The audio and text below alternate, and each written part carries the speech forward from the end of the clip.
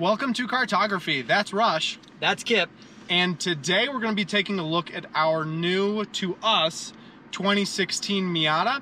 We're going to be driving it around a little bit, but the big point of this is we're going to be putting a tune on it in a little bit, and we really want to figure out, is it worth it to tune a car that's NA with no modifications? Is it a noticeable difference? And most importantly, we'll be figuring out whether it's worth the money to put a tune on an otherwise stock car. So stay tuned and let's get rolling. Heyo. We might have to cut that. I don't know whether I hate that or not. Stay tuned. That's more of a you thing, the puns. Okay, let's cut. Now it's shooting. All right, so this is a 2016 Mazda Miata ND. This is an ND1 generation, so not the ND2 that we recently reviewed. So why did we buy this car for the channel?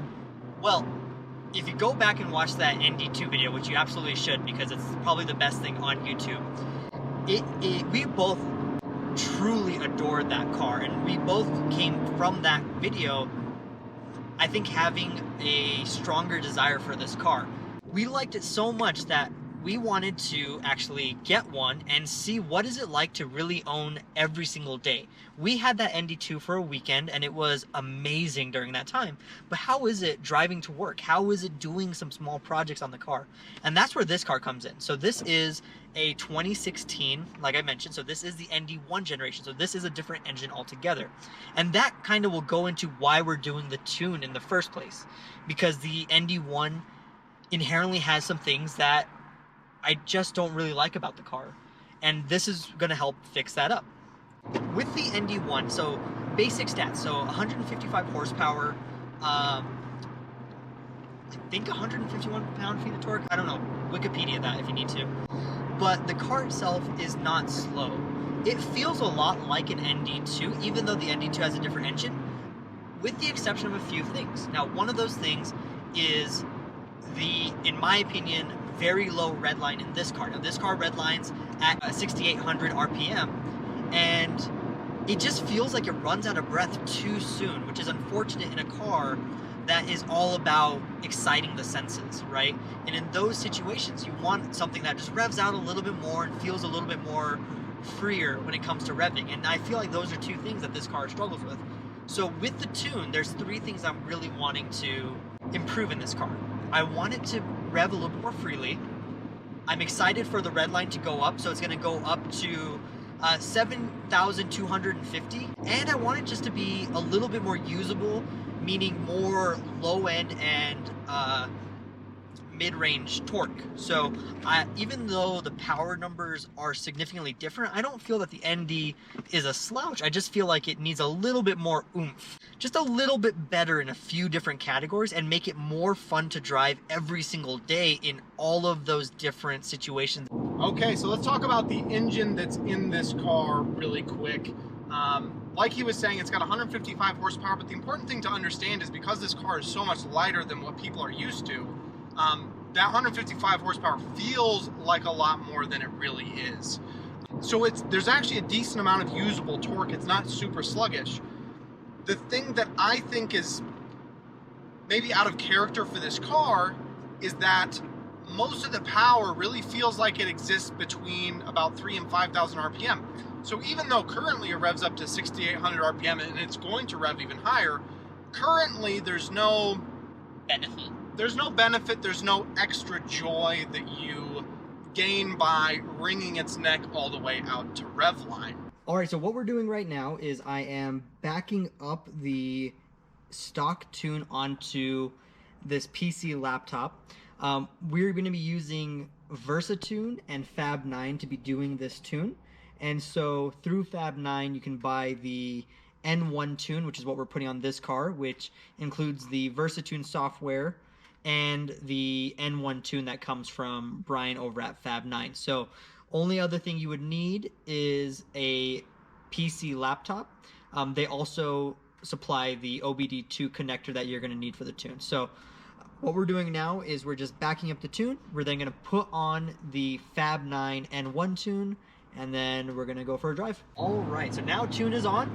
I put about 5 miles on it, just kind of letting it easily kind of break in. But I can tell you right off the bat, it does feel different. Now, does it feel night and day? No. But it feels stronger overall is the word I would use. It does feel like it just has a little bit more pep in terms of the red line. It definitely revs to 7.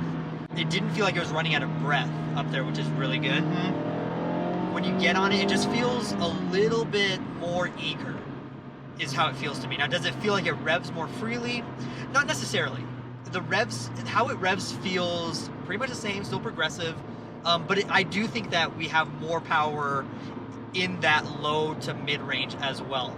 From the passenger seat, I can't really tell a difference, but up once you kind of got above 6 there, I could feel that it felt like it was pulling stronger, closer to red line, whereas before the tune, the stock tune, really tapered off in a frankly disappointing way. Foot down.